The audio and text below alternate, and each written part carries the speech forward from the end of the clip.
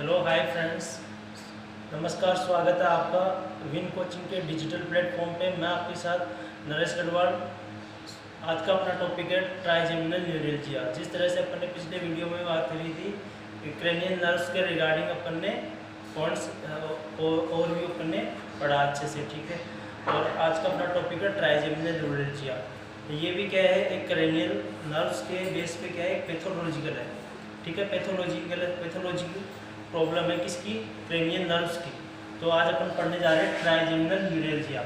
तो इसके अंदर वर्ड है ट्राइजेमिनल न्यूरेल्जिया।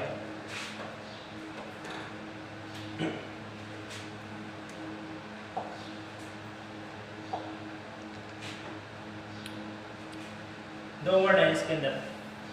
जब अपन डिजीज पढ़ रहे हैं, आज पैथोलॉजिकल कंडीशन पढ़ रहे हैं क्रेनियल नर्व्स की। इसके अंदर टू नेम्स है, एक है ट्राइजेमिनल, दूसरा है न्यूरेल्जिया। तो trigeminal means, try means three,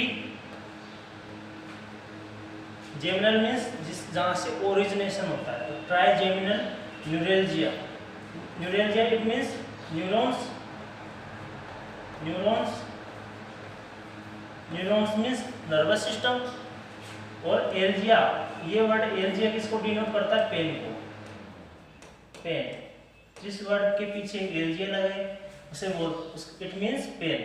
ये पेन वाली कंडीशन है, ऐसी कंडीशन है जिसमें क्या होता है, पेशेंट को पेन होता है। फिर बात करें कि तीन ब्रांच कौन कौन सी है इसके अंदर। ट्राइजेमिनल न्यूरेल्जिया कौन कौन से नंबर की है, ये 5th नंबर की क्रेनियल नर्व है।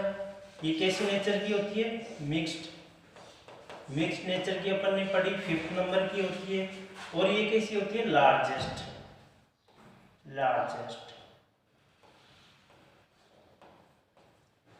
ठीक है।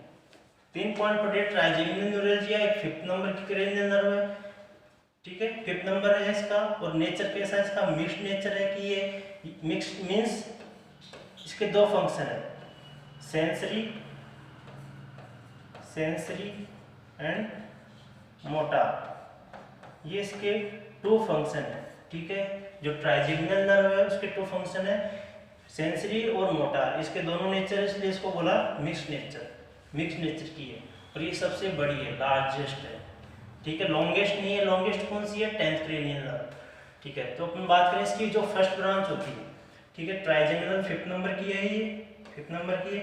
ये जो फर्स्ट ब्रांच है ये होती है ऑप्टिक ब्रांच, इसको बोला जाता है ऑप्टिक, ठीक है। सेकंड है maxillary branch, maxillary, maxillary branch. और थर्ड है मैंडिबुलरी ब्रांच, मैंडिबुलर। तो ये 3 ब्रांच है ट्राइजेमिनल नर्व की, ऑप्टिक, मैक्सिलरी और मैंडिबुलर। तो इसके अंदर क्या होता है, जो सेंसरी पोर्शन है, सेंसरी वाली कौन सी होती है, जो ऑप्टिक वाली क्या है, सेंसरी नेचर की है। मैक्सिलरी क्या है, ये भी सेंसरी, सेंसरी नेचर की है, सेंसरी भी है। और सेकंड ये मोटार नेचर की भी है। और नीचे वाली है ये प्योर मोटार नेचर की है, ठीक है। यदि क्वेश्चन पूछ लिया जाए ट्राइजेमिनल नर्व की 3 ब्रांच हैं, जिसमें से प्योर सेंसरी नेचर की कौन सी है, जिसका केवल सेंसरी ही इफेक्ट है, वो है ऑप्टिक। ये प्योर सेंसरी ब्रांच है किसकी, ट्राइजेमिनल नर्व की जो ब्रांच है प्योर, प्योर सेंसरी कौन सी है, ऑप्टिक। ये क्या है, प्योर सेंसरी है। इस आपसे क्वेश्चन पुटअप कर लिया जाए कौन सी इसकी एकदम प्योर सेंसरी नेचर की होती है, ठीक है। तो प्योर सेंसरी नेचर की कौन सी है, ऑप्टिक ब्रांच। और ये सबसे शॉर्ट ब्रांच है। क्वेश्चन ये पूछ लिया जाए कि ट्राइजेमिनल जो नर्व है, क्रेनियल नर्व है, उसकी सबसे छोटी ब्रांच कौन सी है, तो ऑप्टिक नर्व क्या है, सबसे शॉर्ट है। ये क्या है, शॉर्ट है। तो ट्राइजेमिनल नर्व है, उसके अंदर भी जो 3 है, उनमें उन तीनों में से सबसे छोटी कौन सी है, ऑप्टिक वाली है। तो इस तरह से आप देख सकते हैं, इजीली आपको एक्सप्लेनेशन किया हुआ है कि एक फीमेल का इसके अंदर इमेज शो किया गया है, क्योंकि ये मोस्टली फीमेल के अंदर ही ये कंडीशन डेवलप होती है। जो ट्राइजेमिनल न्यूरेल्जिया देखा गया है मोस्टली जब अपन स्टडी करते हैं, ठीक है, तो उस दौरान देखा गया कि जो फीमेल्स है उन्हीं के अंदर क्या देखा गया, नोटिस किया गया कि उन्हीं लोगों के अंदर, गर्ल्स फीमेल्स लोगों के अंदर ये कंडीशन डेवलप की गई, जिसके अंदर फेस पे पेन होता है। न्यूरोलॉजिकल प्रॉब्लम्स के कारण, जिसके अंदर कौन सी नर्व इफेक्ट होती है, ट्राइजेमिनल 5th नंबर की होती है, जो मिक्स्ड नेचर की है, सेंसरी भी फंक्शन है, मोटार भी इसका फंक्शन है, और ये सबसे बड़ी है, सबसे लार्जेस्ट है। तो इस तरह से एक ये ओवरव्यू है कि किस तरह से ट्राइजेमिनल न्यूरैल्जिया जो वर्ड है, आप वर्ड से समझ सकते हो कि इस कंडीशन में क्या होने वाला है आगे।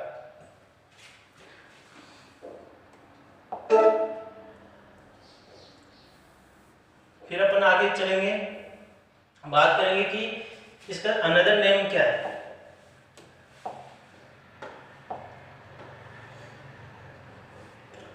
ट्राइजेमिनल न्यूरैल्जिया का अनदर नेम टिक डोलोरेक्स। टिक डोलोरेक्स किसको कहा जाता है, ट्राइजेमिनल न्यूरैल्जिया का अनदर नेम। आपसे क्वेश्चन पूछा जा सकता है another name of trigeminal neuralgia, तो आपको क्या राइट डाउन करके आना है, क्या करके आना है क्वेश्चन, टिक डोलोरेक्स। और इसका अनदर नेम क्या है, थर्ड नेम सुसाइडल डिजीज। ये आपके लिए मोस्ट इंपोर्टेंट क्वेश्चन है स्टूडेंट्स कि ऐसी कौन सी डिजीज है, न्यूरोलॉजिकल डिसऑर्डर है, प्रॉब्लम है जो कि क्रेनियल नर्व से रिलेटेड है, जिसको सुसाइडल डिजीज भी कहा जाता है, तो उसको बोलते हैं ट्राइजेमिनल न्यूरैल्जिया। और इसका सेकंड और अनदर नेम है टिक डोलोरेक्स। यदि ये दोनों आपके सामने वर्ड आ जाए ट्राइजेमिनल न्यूरैल्जिया से, आपको करेक्ट करके आना है, ठीक है। फिर सेकंड अपना पॉइंट है, it is characterised by sudden sharp and episodic facial pain. ये वर्ड मोस्ट इंपोर्टेंट है इसके अंदर कि इसके अंदर क्या होता है, फेशियल पेन होता है, क्योंकि फेस पे ट्राइजेमिनल नर्व क्या सप्लाई हो रही है, तो जहां जहां ट्राइजेमिनल नर्व्स की ब्रांच है वहां क्या होगा, पेन होगा, ठीक है। जिस तरह से अपन ने इसके अंदर इस तरह से अपन इसके अंदर देखा, ये देखो ये क्या है, फेस है, फेस पे ही इसकी ब्रांच है, तो पेन भी कहाँ होगा, फेस पे होगा, ठीक है। जब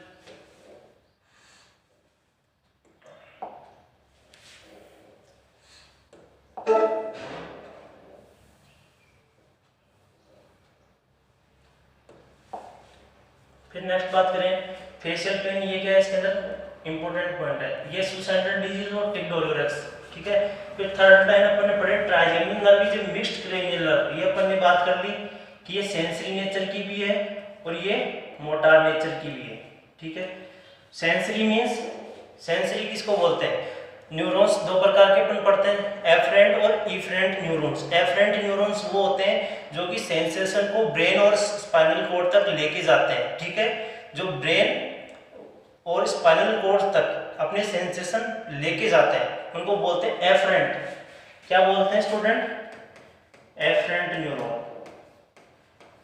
एफरेंट न्यूरॉन, न्यूरॉन।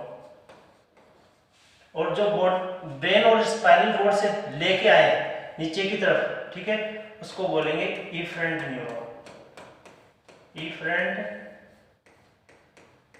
न्यूरॉन।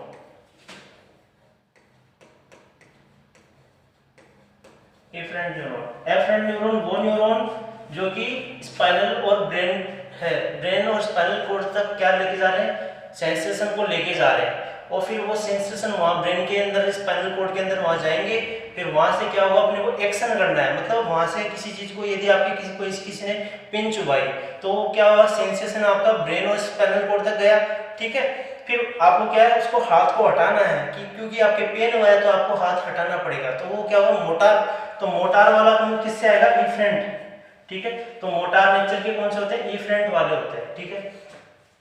फिर बात करें, ये mixed cranial nerve but in trigeminal neuralgia only sensory portion is affected. ये मोस्ट इंपोर्टेंट है इसके अंदर कि इसके अंदर कौन सा पोर्शन इफेक्टेड होता है। जो पेशेंट होता है ट्राइजेमिनल न्यूरैल्जिया का, उसको मूवमेंट में कोई दिक्कत नहीं है, जब वो खाना खाता है, च्यूइंग करता है, मेस्टिकेशन करता है, उसमें उसको कोई प्रॉब्लम क्रिएट नहीं होती, बट कोई उसके टच करे या फिर एयर का ब्लो हो, फास्टली ब्लोइंग हो एयर का, उसके जो फेस के अराउंड सराउंडिंग एयर का जब फास्ट ब्लो होगा तो उसकी वजह से क्या होगा, वहाँ नर्व का सेंसेशन होगा, तो सेंसरी जो पोर्शन है वही इसके अंदर इफेक्टेड होता है। मैंडिबुलरी वाला पोर्शन इफेक्टेड इसके अंदर नहीं होगा क्योंकि वो मोटार नेचर की नर्व है, ब्रांच है, ठीक है। तो इस तरह से आपको याद रखना है कि इंपॉर्टेंट वर्ड क्या है इसके अंदर, क्लू वर्ड है ये कि कौन सा पोर्शन है इसके अंदर मोस्टली इफेक्टेड होता है, सेंसरी पोर्शन ओनली, क्योंकि इसके अंदर पेन हो रहा है। पेन क्या है, अपने आप में सेंसेशन है स्टूडेंट्स, ठीक है।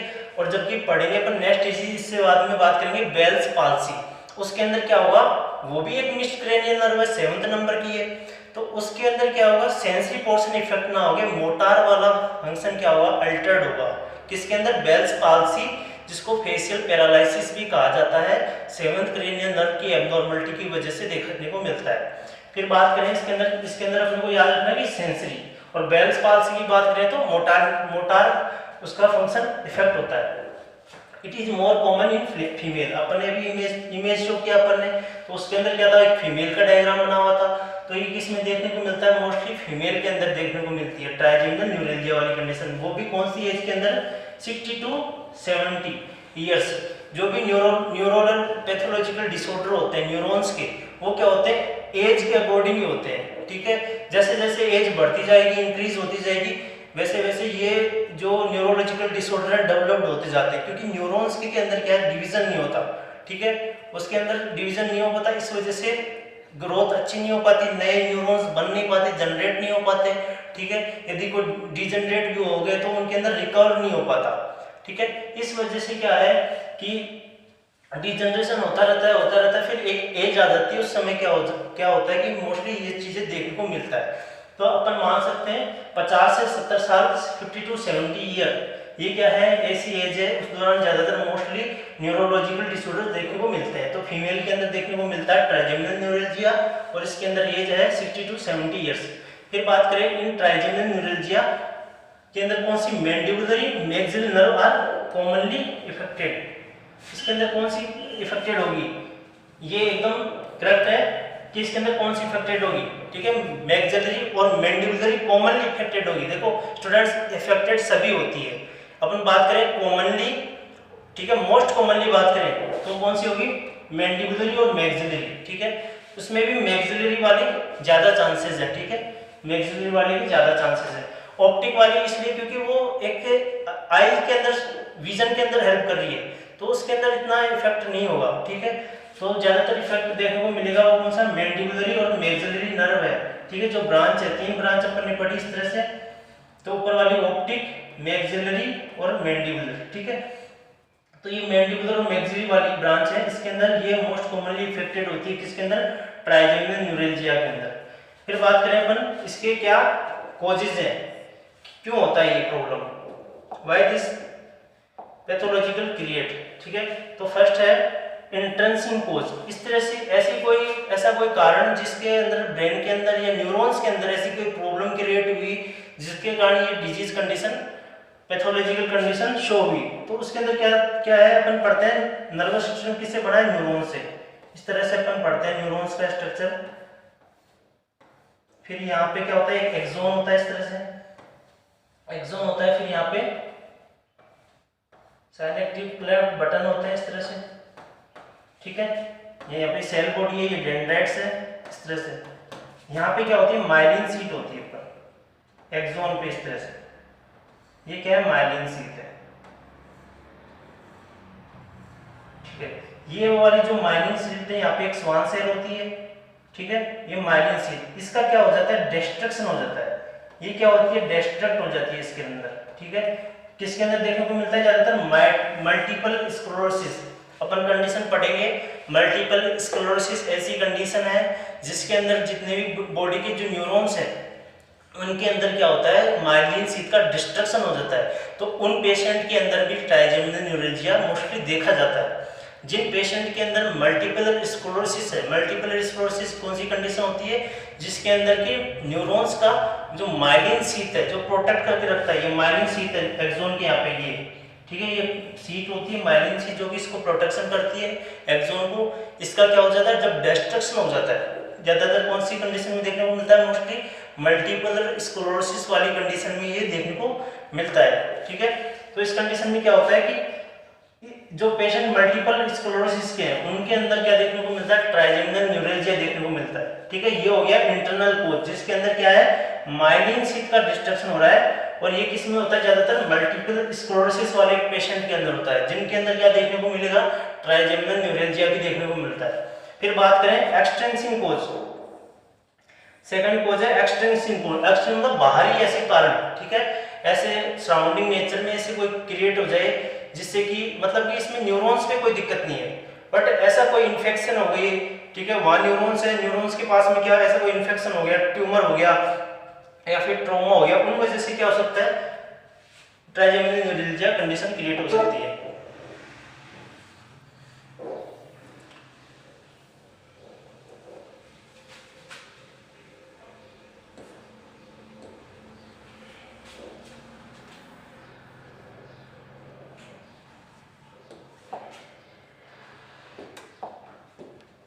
एक्सटेंसिव इंट्रेंसिव कॉज हो गया अपना, अब पढ़ रहे हैं एक्सटेंसिव कॉज। एक्सटेंसिव मतलब बाहरी कारण। तो जैसे कि डेंटल एब्सिस, अपने जो होते हैं तीत होते हैं, ठीक है, इस तरह से, तो इनके अंदर कोई भी ऐसा मालफॉर्मेशन हुआ है, ठीक है, या फिर इनके अंदर एब्सिस कंडीशन हो गई है, एब्सिस कंडीशन तीत के अंदर, ठीक है, एब्सिस मतलब पस क्रिएट हो जाए, कोई भी पस वाली कंडीशन क्रिएट हो जाए अपने डेंटल के अंदर, डेंट मतलब तीत के अंदर, ठीक है, जो मॉल फॉर्मेशन हो जाए, या फिर ये जो होता है तीत के ऊपर क्या होता है, जबड़ा होता है अपना, ठीक है, इसको बोलते हैं जो, ठीक है, ठीक है, जबड़ा, ठीक है, वो उसको क्या बोलते हैं, जो माल फॉर्मेशन। यदि यही नहीं बनेगा तो उसके अंदर क्या हो सकता है, यहाँ की जो नर्व्स होगी वो क्या हो सकती है, उसके डिस्ट्रक्शन होने के चांसेस है, ठीक है, इस्चेमिया कंडीशन हो, ऐसी कोई कंडीशन जो फेस पे क्या हो, इस्चेमिया कंडीशन हो जाएगी, या कोई ट्रॉमा हो जाए क्या, या फिर कोई ट्यूमर हो जाए, उसकी वजह से क्या हो सकता है, फेस पे क्या हो सकता है, जहां जहां ये तीन ब्रांच अपन ने पढ़ी इस तरह से, ठीक है, इस तरह से तीन ब्रांच जा रही थी, ऑप्टिक, मैक्सिलरी और मैंडिबुलरी। तो इस एरिया, इस पोर्शन पे जहां जहां ये ब्रांचें हैं, ठीक है, तीनों ट्राइजेमिनल जो नर्व है इसकी जहां जहां पे ये ब्रांच जाएगी, यदि वहां पे कैसी भी कोई इस्चेमिया कंडीशन हो जाए, इस्चेमिया कंडीशन हो जाए, इस्चेमिया डेवलप हो जाए, या फिर कोई भी वायरल इन्फेक्शन हो जाए, ठीक है, क्या हो जाए, वायरल इन्फेक्शन हो जाए, या फिर कोई ट्यूमर हो जाए, जिसकी वजह से क्या हो जाएगा, ये यदि यहाँ पे वायरस होगा, ट्यूमर होगा, तो यहाँ से ये नर्व्स क्या हो जाएगी, कंप्रेस हो जाएगी, दब जाएगी, ठीक है, उस वजह से क्या है, यहाँ के सेंसेशन क्या हो जाएंगे, इम्पेयर्ड हो जाएंगे। क्यों हो जाएंगे, क्योंकि यहाँ पे कोई भी क्योंकि इस एरिया में क्या अपने तीत भी होते हैं, यहाँ मैक्सिलरी एरिया है, तो यहाँ पे क्या है, अपने इस तरह से तीत है, नीचे वाले में भी, मैंडिबुलर वाले रीजन में भी इस तरह से तीत है। तो यदि इनके अंदर तीत के अंदर कोई प्रॉब्लम है, अब या फिर जॉ के अंदर कोई प्रॉब्लम है, या फिर यहाँ कोई मम्स जैसी कंडीशन हो गई, इन्फेक्शन हो गई है, या फिर यहाँ पे ग्लोसाइटिस, टॉन्सिलाइटिस, ऐसी कंडीशन क्रिएट होने की वजह से क्या हो सकती है, जो ये तीन ब्रांचेस हैं, ठीक है, जो ऑप्टिक, मैक्सिलरी और मैंडिबुलर, ये क्या हो सकती है, कंप्रेस हो सकती है। इस वजह से यहाँ का जो सेंसेशन है, जो सेंसेशन क्या हो जाएगा स्टूडेंट्स, इम्पेयर्ड हो जाएगा, इम्पेयर्ड, तो उसी को बोलते हैं ट्राइजेमिनल न्यूरैल्जिया। तो ये क्या है, क्या पढ़े अपने, कोज पढ़े, एक तो इंट्रेंसिंग कोज जिसमें माइलिन शीथ का डिस्ट्रक्शन हो रहा है, मोस्टली किसमें देखने को मिलता है, मल्टीपल स्क्लेरोसिस वाली कंडीशन में ये चीज देखने को मिलती है। और सेकंड कोज पढ़ा अपने एक्सटेंसिव कोज, ऐसा कोई बाहरी कारण जिसके कारण बढ़ते अपन नहीं तो डेंटल एब्सिस, या फिर डेंटल कोई सर्जरी करवाई है, ठीक है, या फिर जो मालफॉर्मेशन, इस्चेमिया कंडीशन, इस एरिया में ब्लड सप्लाई नहीं हो जाए, blood supply, lack of blood supply क्या कहला जाता है स्टूडेंट, इस्चेमिया। ईमिया मतलब, mia means blood, ischaemia means lack of blood, lack of blood supply, lack of blood supply is known as ischaemia condition, ठीक है। एक कंडीशन पढ़ते हैं हाइपोक्सिया, उसमें क्या होता है, टिश्यू, इस्चेमिया में क्या हो रहा है, ब्लड सप्लाई की कमी हो रही है। एक कंडीशन पढ़ते हैं hypoxia, hypoxia means lack of O2 at tissue level, lack of O2 at tissue level, tissue level पे यदि क्या हो जाए, ऑक्सीजन की कमी हो जाए, तो क्या बोलेंगे अपन, हाइपोक्सिया। यदि वर्ड आ जाए hypoxaemia, it means, mia means blood, lack of O2 at blood या इन ब्लड के अंदर यदि ऑक्सीजन की कमी है तो उसे बोलेंगे हाइपोक्सीमिया। यदि टिश्यू के अंदर यदि ऑक्सीजन की कमी है टिश्यू के अंदर तो हाइपोक्सिया। यदि ब्लड के अंदर वहां जो एरिया यदि यहाँ पे ब्लड की सप्लाई हो जाए, कमी हो जाए, लेक ऑफ ब्लड सप्लाई, ठीक है, बोलेंगे उसकी वजह से इस्चीमिया कंडीशन क्रिएट हो सकती है। तो ये दो कोज पढ़े अपन ने, इंट्रेंसिंग कोज पढ़ा पहला और सेकंड पढ़ा एक्सटेंसिंग कोज। तो ये मेन कोज है जिनकी वजह से क्या कंडीशन देखने को मिलती है, ट्राइजेमिनल न्यूरैल्जिया कंडीशन अपने को शो होती है। अपन ने जब कोज पढ़ लिया, कोज के बाद पढ़ना अपने को साइन सिम्टम, क्या इसके क्लिनिकल मैनिफेस्टेशन क्या होते हैं ट्राइजेमिनल न्यूरैल्जिया के, क्या इसके साइन सिम्टम्स हैं। क्योंकि कोज में अपन ने पढ़े एक तो इंट्रेंसिंग कोज, एक एक्सटेंसिंग कोज। इंट्रेंसिंग कोज में क्या होता है, माइलिन शीथ का डिस्ट्रक्शन होता है, मेनली देखा जाता है मल्टीपल स्क्लेरोसिस के अंदर। तो उसके अंदर माइलिन शीथ का यदि डिस्ट्रक्शन हो जाएगा, उस वजह से क्या हो सकता है, जो यहाँ पे जो नर्व सप्लाई हो रही है ट्राइजेमिनल नर्व है, यदि उसके जो माइलिन शीथ है, ट्राइजेमिनल नर्व्स की जो ब्रांचेस है उनकी जो माइलिन शीथ है, यदि उनके अंदर क्या हो जाए, यदि उनकी माइलिन शीथ डिस्ट्रक्ट हो जाती है तो उस वजह से पेन कंडीशन देखने को मिलती है, जो कि मेनली जो मल्टीपल स्क्लेरोसिस वाले पेशेंट है उनके अंदर भी शो होती है। और सेकंड कोज है एक्सटेंसिंग कोज, जिसके अंदर है बाहरी कारण, जिसमें अपन ने पढ़ा जो मालफॉर्मेशन हो गया, कोई डेंटल सर्जरी या डेंटल एब्सिस हो गया, इस्चीमिया कंडीशन हो गई इस तरह से, या फिर कोई इन्फेक्शन या फिर कोई ट्यूमर कंडीशन हो गई, उस वजह से क्या हो गई, वहाँ से नर्व जो ये नर्व है ब्रांचेस है, तो ऑप्टिक, मैक्सिलरी और मैंडिबुलरी, इस ये क्या हो सकती है, कंप्रेस हो सकती है। उस वजह से यहाँ के जो न्यूरॉन्स है उनके क्या हो जाएंगे, फंक्शन क्या हो जाएंगे, इम्पेयर्ड हो जाएंगे। उस वजह से सेंसेशन होगा, एबनॉर्मल सेंसेशन होगा, जैसे कि pain, severe pain, knife like, जैसे कि किसी ने क्या चुभाया, अपने चाकू चुभाया, नाइफ, किसी ने नाइफ अपने टच कर दिया अपने फेस पे, इस तरह से अपने को पेन फील होता है। किसके अंदर, ट्राइजेमिनल न्यूरैल्जिया।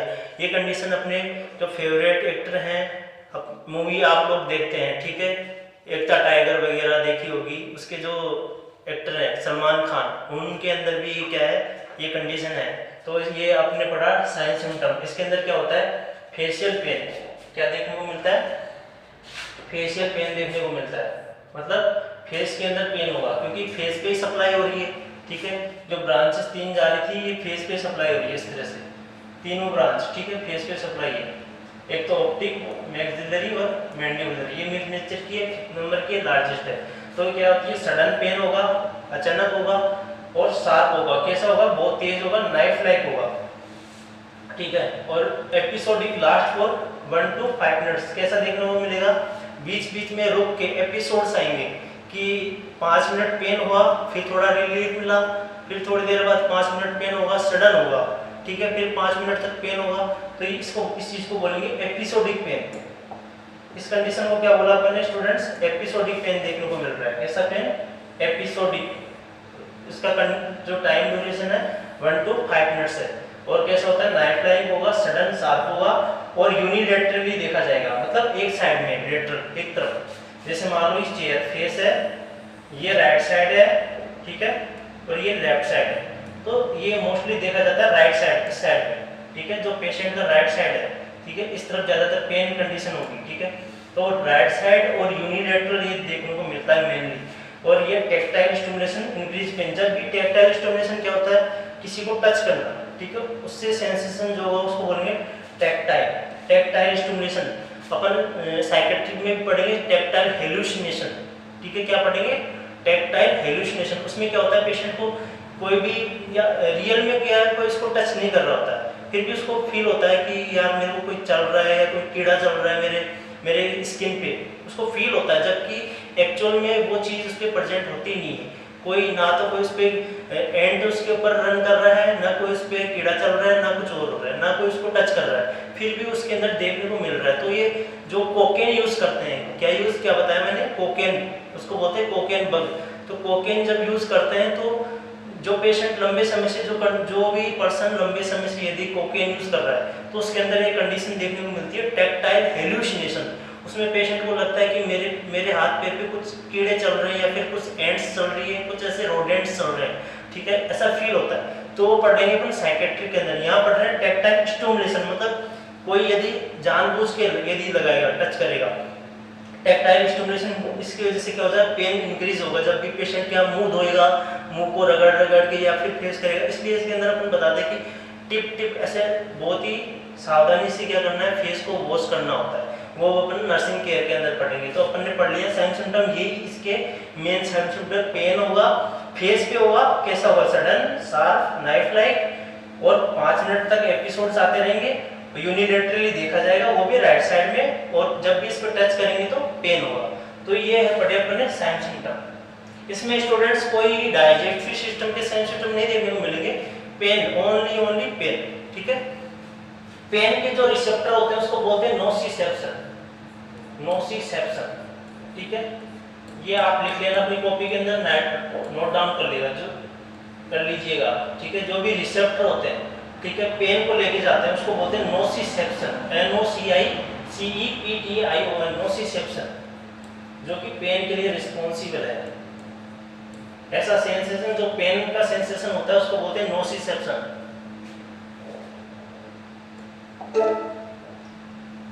फिर नेक्स्ट अपन बात करेंगे, साइन सिम्टम हो गया, डायग्नोसिस, डायग्नोसिस के बाद मैनेजमेंट की तरफ अपन मूव करेंगे।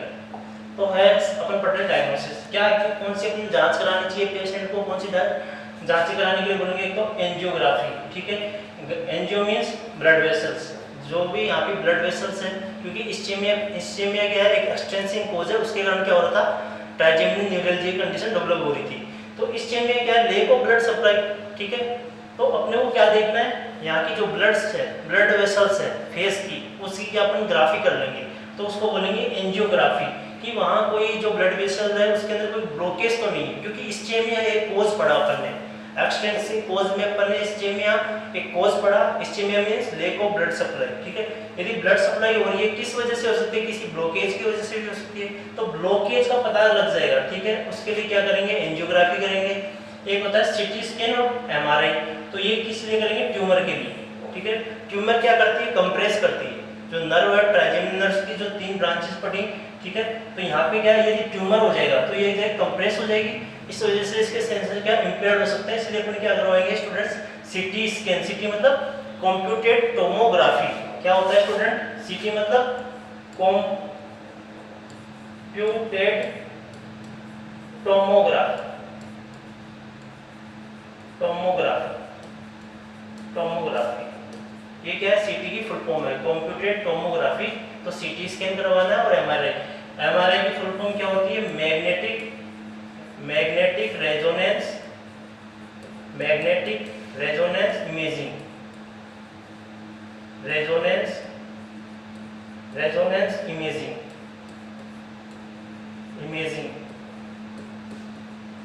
मैग्नेट का यूज करेंगे। ऐसा इंस्ट्रूमेंट है ये, ऐसी इस तरह का ये इंस्ट्रूमेंट है जिसमें मैग्नेटिक फील्ड क्रिएट किया जाता है, उससे क्या होगा, इमेज शो होगा, और कंप्यूटेड टोमोग्राफी के अंदर सीटी स्कैन, ठीक है। इस तरह से अपन पढ़ रहे हैं। फिर बात करेंगे मैनेजमेंट की, मैनेजमेंट के अंदर मेडिकल मैनेजमेंट, ठीक है। मेडिकल मैनेजमेंट के अंदर जो ड्रग ऑफ चॉइस है, किसके अंदर, ट्राइजेमिनल न्यूरैल्जिया, ये मोस्ट इंपोर्टेंट क्वेश्चन है, आपको हर 3 से 4 एग्जाम में आपको ये देखने को मिल जाएगा, ठीक है। ये मोस्टली जो रिसेंट एम्स के एग्जाम है उनके अंदर ये आया हुआ है, पूछा हुआ है, आस्किंग क्वेश्चन है, मोस्ट इंपोर्टेंट क्वेश्चन है। क्या है, कार्बामाजिपिन, ये एक एंटी कन्वर्जेंट ड्रग है। क्या है स्टूडेंट, एंटी कन्वर्जेंट ड्रग है। कैसी ड्रग है, एंटी कन्वर्जेंट।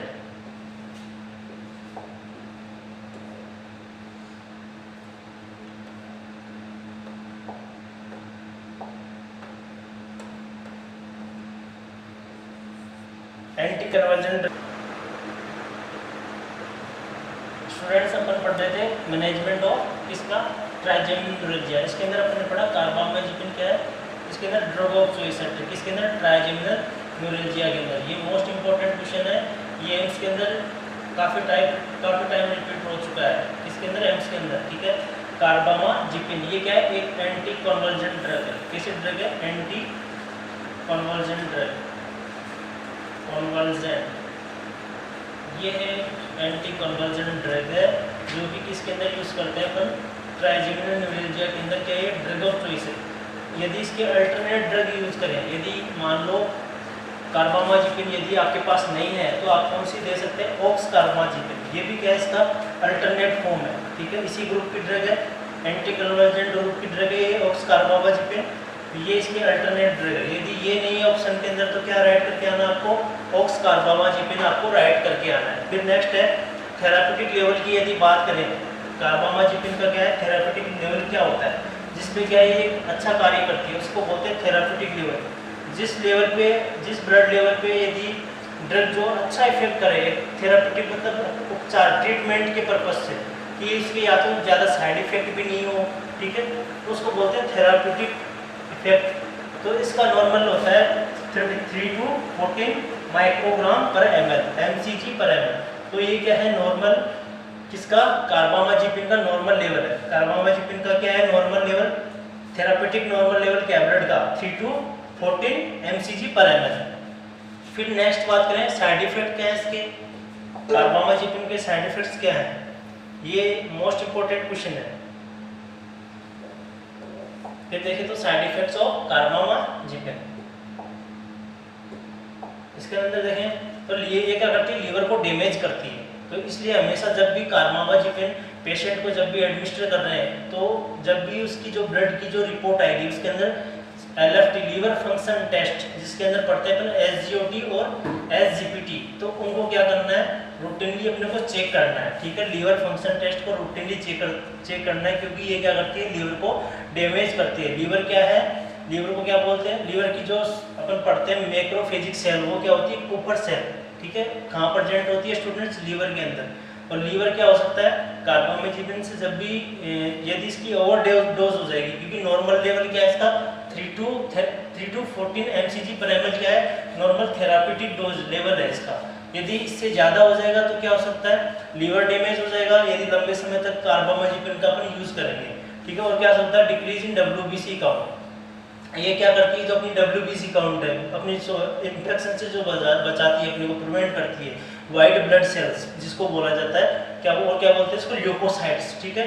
तो ये क्या हो जाएगा, ल्यूकोसाइट्स का काउंट क्या हो जाएगा, कम हो जाएगा, उसको बोलते हैं ल्यूकोसाइटोपिनिया। क्या बोलते हैं स्टूडेंट्स उसको, ल्यूकोसाइटोपिनिया, ल्यूकोसाइटोपिनिया, ल्यूकोसाइटोपिनिया। ये क्या होता है, पीनिया वर्ड जिसके पीछे लगे स्टूडेंट्स, इसका काउंट क्या हो जाएगा, डिक्रीज हो गया, ठीक है। तो डिक्रीज इन WBC काउंट कितना हो जाएगा, बिलो 3000 सेल्स पर क्यूबिक mm, 3000 से सेल कम यदि कम हो जाए, बिलो 3000 हो जाता है इसका लेवल, तो क्या बोलते हैं, डिक्रीज इन WBC काउंट, ल्यूकोसाइटो, ये देखा जाएगा 3000 से कम हो जाएगी जब भी ये कार्बामाजिपिन के साइड इफेक्ट्स होंगे।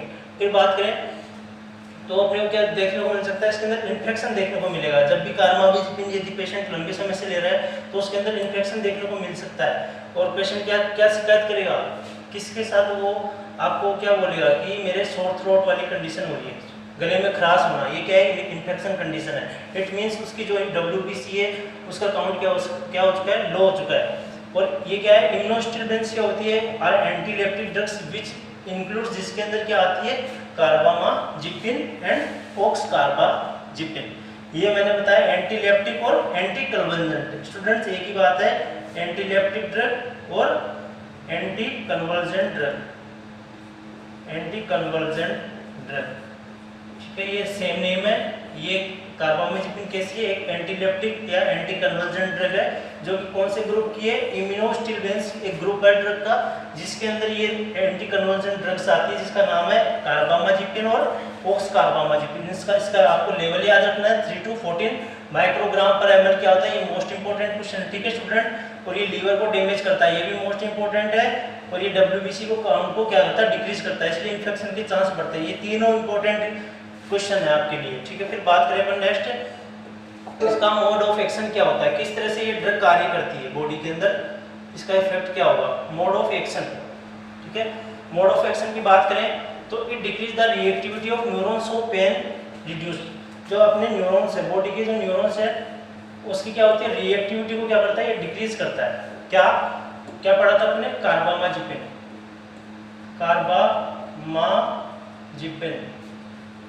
ये ड्रग क्या करती है, जो न्यूरॉन्स है, क्योंकि न्यूरॉन्स की प्रॉब्लम है, ट्राइजेमिनल न्यूरल्जिया, वहाँ पे क्या हो रहा है, पेन हो रहा है, तो वहाँ की जो एक्टिविटी है, जो रिएक्टिविटी हो रही है टच करने से या फिर टेक्टाइल स्टिमुलेशन से, तो उसकी रिएक्टिविटी को क्या करेगा, कम करेगा।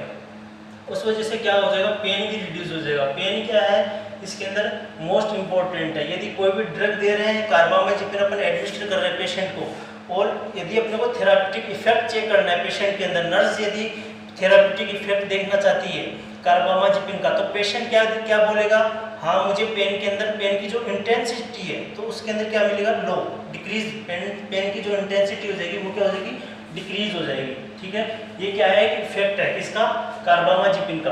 फिर बात करें एक दूसरी ड्रग यूज करते हैं इसके अंदर, एसिटामिनोफेन या फिर बोल दे तो पीसीएम, पैरासीटामोल, ठीक है।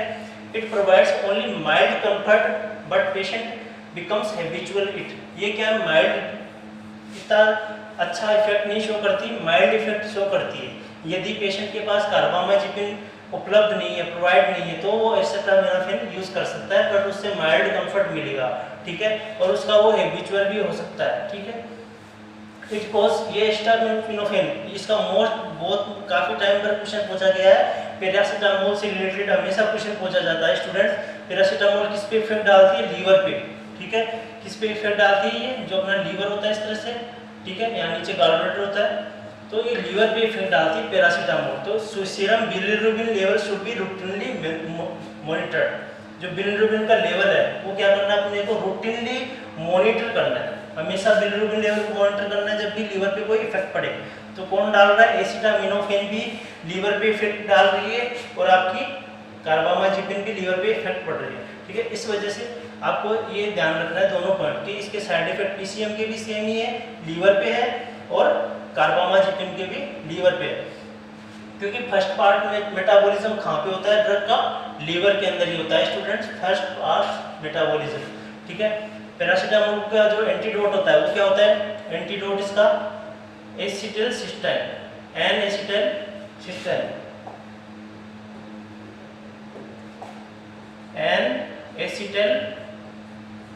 एन-एसिटिलसिस्टीन, ये क्या है, पीसीएम का एंटीडोट है स्टूडेंट्स, तो काफी बार पूछा जाता है एंटीडोट से, यदि क्वेश्चन रिलेटेड क्वेश्चन पूछा जाए तो पीसीएम का एन-एसिटिलसिस्टीन। फिर बात करेंगे next, opioid analgesic are ineffective, ठीक है, ओपियोइड यूज करेंगे वो उसके इतने ज़्यादा इफेक्ट शो नहीं होंगे, ठीक है। ओपियोइड एनाल्जेसिक आर इनइफेक्टिव, जैसे कि मॉर्फिन वगैरह हो गया, ठीक है आपका, तो उसका इतना इफेक्ट शो नहीं हुआ ओपियोइड्स। तो सबसे पहले मैंने बात करी कार्बामाजिपिन यूज करनी है, प्रीफर्ड ड्रग है, ड्रग ऑफ चॉइस, फिर एसिटामिनोफेन, फिर उसके बाद में अगर यदि ये भी उपलब्ध नहीं है तो ओपियोइड फिर यूज करना पड़ेगा। फिर नेक्स्ट बात करें अपन, ये अपन ने पढ़ा मेडिकल मैनेजमेंट किसका, ट्राइजेमिनल न्यूरल्जिया। फिर बात करेंगे अपन सर्जिकल मैनेजमेंट की बात करें तो नर्व ब्लॉक, ठीक है, जो नर्व तीन नर्व पढ़ी अपन इस तरह से, तीनों ब्रांच है ट्राइजेमिनल नर्व की, ठीक है, फिफ्थ क्रेनियल नर्व है, इसकी 3 ब्रांच है। तो ये नर्व है, इनको यदि पेन हो रहा है, इस साइड आगे की तरफ पेन हो रहा है, जहाँ से ब्रांच जा रही है आगे की तरफ, यहाँ से अपन ब्लॉकेज क्रिएट कर देंगे, ठीक है, nerve block by using alcohol और ग्लिसरॉल। तो आपसे क्वेश्चन यही पूछा जाएगा कि कौन कौन से एजेंट यूज करते हैं, ठीक है, जिससे कि क्या ब्लॉकेज क्रिएट करते हैं अपन, उनका नाम है ग्लिसरॉल और एल्कोहल। आपको याद रखना है कि नर्व ब्लॉक के लिए कौन से एजेंट यूज किए जाते हैं ट्राइजेमिनल न्यूरल्जिया के अंदर, तो उसका नाम है ग्लिसरॉल और एल्कोहल।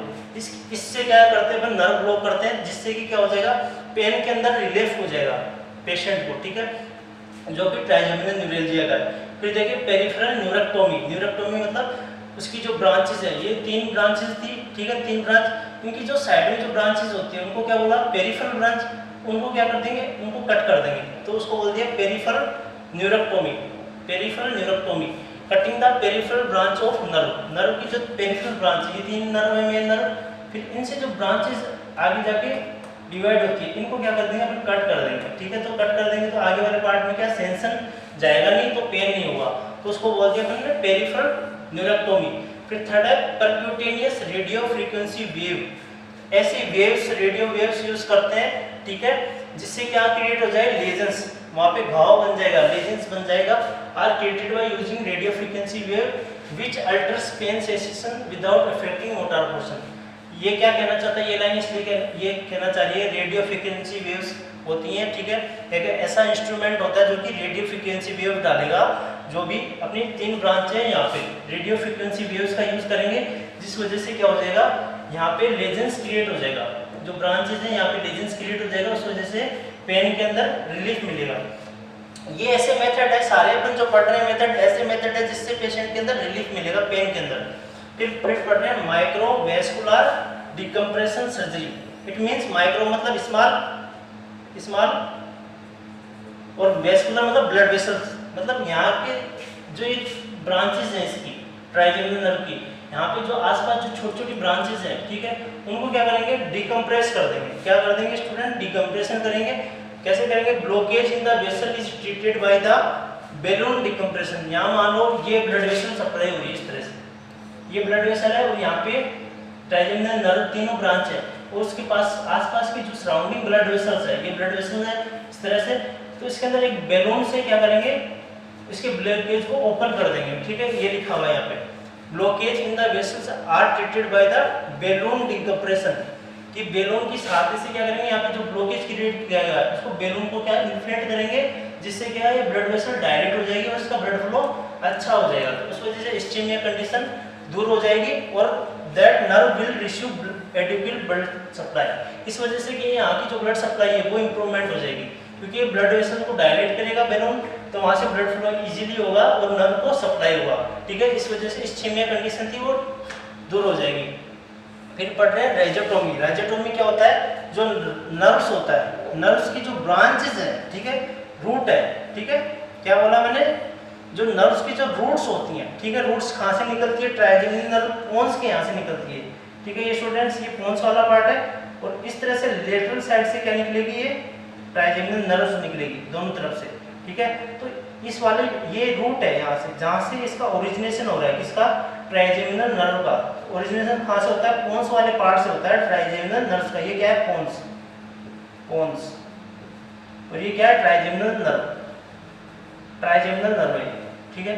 तो यहाँ से ये क्या है, इसका रूट वाला पोर्शन है, ये क्या है, रूट वाला पोर्शन है, इसको क्या कर देंगे, कट कर देंगे। इसको बोलते हैं अपन रिजोटोमी, रिजोटोमी, रिसेक्शन ऑफ द रूट, कहाँ पे, पोन्स के यहाँ से। तो क्या हो जाएगा, इट रिक्वायर्स क्रेनियोटोमी। और इसके लिए क्या करना पड़ेगा, सबसे पहले अपने को जो क्रेनियम है, क्रेनियम बोन्स होती है, कितनी होती है स्टूडेंट्स, 8 क्रेनियल बोन्स होती है और 14 फेशियल बोन होती है, टोटल मिला के 22 होती है, जो कि स्कल का अपना फॉर्मेशन करती है। तो craniotomy it means cranium bone के अंदर क्या करनी पड़ेगी, ओपनिंग क्रिएट करनी पड़ेगी, इसको बोलते हैं क्रेनियोटोमी। फिर ओटोमी वर्ड लग जाए, इसका मतलब ओपनिंग करना वहाँ पे, ठीक है। क्रेनियम के ओपनिंग करेंगे, फिर वहाँ पे पोन्स वाले एरिया पे जाके क्या करेंगे, जो रूट है, यहाँ से रूट है, किसकी रूट है, ट्राइजेमिनल नर्व की, वहाँ से इसको कट कर देंगे, इसको बोलते हैं रिजोटोमी। यदि किसी नर्व के रूट को अपन कट कर रहे हैं, इसको बोल रहे हैं रिजोटोमी, ठीक है, रूट और रिजोटोमी, ठीक है। इसका साइड इफेक्ट क्या होगा, जब रिजोटोमी कर देंगे तो पेशेंट के अंदर क्या देखने को मिलता है, पेरिस्थेसिया मतलब एब्नॉर्मल सेंसेशन और नमनेस, झंझनाहट रहेगी, नमनेस रहेगी, ठीक है, मतलब सेंसेशन क्या हो जाएगी, टोटली इम्पेयर्ड हो जाएंगे। ये क्या है, इसके साइड इफेक्ट्स होते हैं रिजोटोमी के। फिर बात करें नर्सिंग की क्या रोल है, नर्सिंग रोल क्या है, ये आपके लिए मोस्ट इंपोर्टेंट है स्टूडेंट्स। Nursing intervention. तो नर्सिंग इंटरवेंशन की बात करें, मोस्ट इंपोर्टेंट है नर्सिंग पॉइंट ऑफ व्यू से, इन्हीं पे बेस पे एनक्लेक्स के क्वेश्चन पूछे जाते हैं। तो नर्सिंग इंटरवेंशन देखिए तो wash the face gently by using cotton pad, क्योंकि फेस पे क्या हो रहा है, पेन हो रहा है, इसलिए वहाँ पे आपको विग्रेसली क्या रब नहीं करना है। विग्रेसली रब क्या होता है, जोर से रगड़ना नहीं है, विग्रेसली रबिंग नहीं करनी है, इसलिए क्या यूज करना है, कॉटन पैड, जो छोटे छोटे कॉटन पैड होते हैं, ठीक है, उनसे क्या करना है, इसे क्लीन करना है इजीली, ठीक है, रबिंग नहीं करनी है, विग्रेसली रबिंग नहीं करनी है आपको। और chewing on the unaffected side, patient को बोलना है यदि आपका राइट साइड यदि इफेक्टेड हो रहा है, यदि आपके राइट साइड पेन हो रहा है तो आप लेफ्ट साइड से क्या है, च्यूइंग करें, खाना चबाएं, ठीक है, ये लिखा हुआ है chewing on the unaffected side. फिर बात करें सॉफ्ट एंड लिक्विड डाइट, आप कभी भी हार्ड डाइट यूज नहीं करनी है, अखरोट नहीं खाने, ठीक है, क्या यूज करना है, सॉफ्ट एंड लिक्विड डाइट, दाल दलिया, ठीक है, ये खाना है, ठीक है। फिर बात करें एडवांस डाइट स्लोली, और धीरे धीरे खाना है, ऐसा नहीं है कि कोई आपका खाना लेके चला जाएगा स्टूडेंट्स, कोई नहीं लेके जाने वाला, और धीरे धीरे पेशेंट को बोलना है कि धीरे धीरे स्लोली आपको डाइट ईट करना है। रिंस द माउथ टू और ओरल कैविटी, क्योंकि इन्फेक्शन के चांस है, इसलिए उसको बोलना है प्रॉपर, क्योंकि इन्फेक्शन से क्या हो रहा है, ट्राइजेमिनल न्यूरोलॉजी हो सकता है, तो पेशेंट को बोलना है कि आप बार बार ओरल कैविटी को धोते रहें, माउथ को क्लीन ही रखें।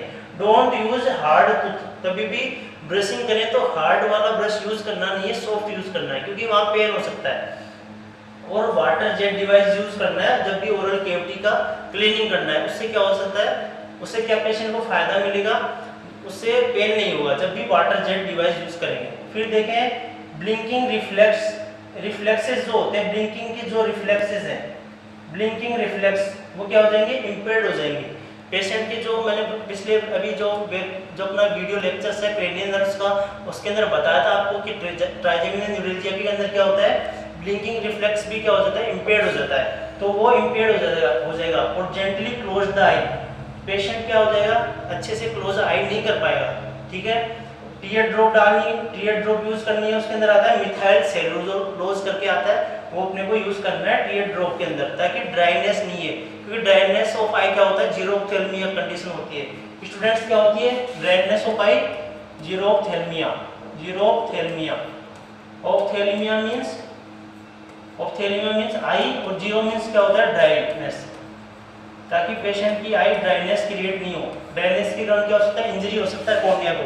फिर देखें डार्क गॉगल यूज करने, क्योंकि लाइट की वजह से ज़्यादा अगर हेवी लाइट का यदि फोकस पड़ेगा आई के ऊपर, ठीक है डायरेक्ट, तो उससे क्या हो जाएगा, पेन हो सकता है। आई पैचेस यूज करने हैं और आई शील्ड यूज करनी है। आई पैचेस मींस कोई भी कॉटन पैड यूज कर सकते हैं यदि पेन होता है लाइट से, और आई शील्ड ये भी ये क्या है, गॉगल ही है। इस तरह से अपने को आई की केयर करनी है, ओरल की, माउथ की केयर करनी है, और खाने को धीरे धीरे स्लो चलाना है। अनअफेक्टेड साइड से कॉटन पैड यूज करने हैं। ठीक है, तो ये क्या है, ये नर्सिंग इंटरवेंशन है, ये आपको ध्यान रखना है जब भी ट्राइजेमिनल न्यूरेल्जिया वाले पेशेंट को आप डील करो। तो स्टूडेंट्स मैं आपसे ये कहना चाहूँगा इस वीडियो के लास्ट में कि आपको जिंदगी, स्टूडेंट्स आपका आज का अपना ये टॉपिक फिनिश हो गया ट्राइजेमिनल न्यूरेल्जिया, और इसके एंड में आप सभी से मैं यही कहना चाहूँगा कि आपको फेसबुक पेज पे आपको जाके विन कोचिंग नाम से क्या है फेसबुक पेज है, वहाँ पे आपको क्या मिलेगा, व्हाट्सएप ग्रुप का लिंक मिल जाएगा, वहाँ से आपको क्या पीडीएफ मिलेगी डेली। ठीक है, इसकी जो भी अपने टॉपिक पढ़ा, यदि अपन इसके डेली क्वेश्चन सोल्व नहीं करेंगे तो उससे क्या अपने डिसएडवांटेज है, अपने पढ़ने का कोई इसका मीन नहीं निकलेगा। यदि अपन प्लानिंग करेंगे किसी चीज़ का, जब तक उसको इम्प्लीमेंट नहीं करेंगे, आपने पढ़ लिया, आप इसको यदि इम्प्लीमेंट नहीं करेंगे, किसी भी वर्क के अंदर अपन इम्प्लीमेंटेशन नहीं लाएंगे तो अपना करना कार्य का सफल नहीं होगा। ठीक है, यदि अपने आप चाहते हो कि आपने जो पढ़ा और वो आप उसको इम्प्लीमेंट करना चाहते हो अपनी लाइफ में, तो आपको क्या करना है, विन कोचिंग के फेसबुक पेज पे जाना है, वहाँ पे आपको व्हाट्सएप ग्रुप का लिंक मिलेगा, वहाँ पे उस लिंक पे आप ऐड हो जाओगे व्हाट्सएप ग्रुप से। ठीक है, वहाँ से आपको क्या पीडीएफ मिलेगी पर टॉपिक वाइज। तो डेली 15 से 20 क्वेश्चन यदि आप पर टॉपिक के क्वेश्चन डेली सॉल्व करोगे तो इट मीन्स आपने वो अच्छे से पढ़ा है वो टॉपिक। ठीक है, और वीडियो के एंड में आपसे ये कहना चाहूँगा कि जिंदगी में दो तरह के लोग होते हैं, दुनिया में दो तरह के लोग होते हैं, विनर्स एंड लूजर्स। ठीक है, तो लूजर्स को कभी भी अपने को हताश नहीं होना है। ठीक है, क्योंकि हर लूजर को जिंदगी में एक मौका अवश्य मिलता है और उसमें वो क्या हो सकता है, विनर बन सकता है। थैंक यू, धन्यवाद।